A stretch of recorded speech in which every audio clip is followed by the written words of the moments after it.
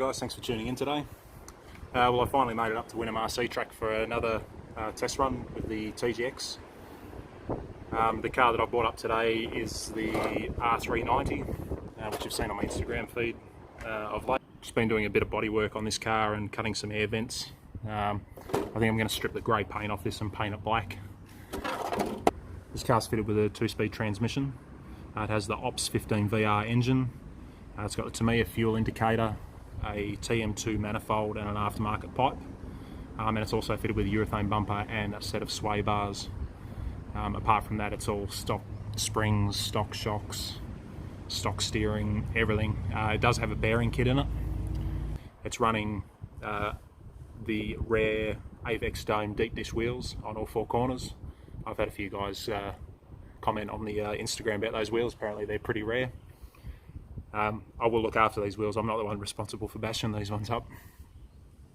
These wheels will receive a full restoration, as with my Calsonic R390 GT1.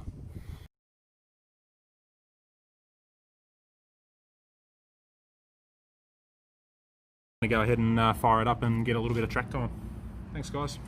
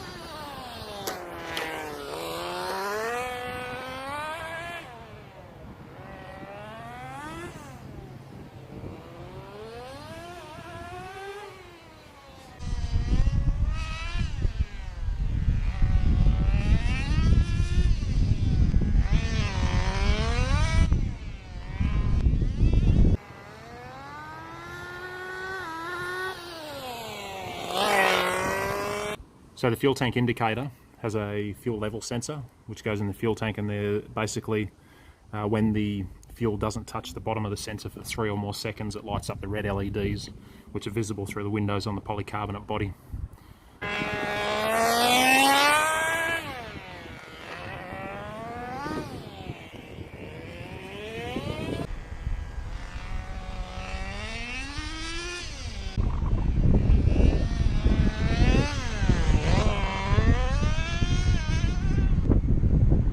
Alright, there we go, there's a running video of the R390 GT1.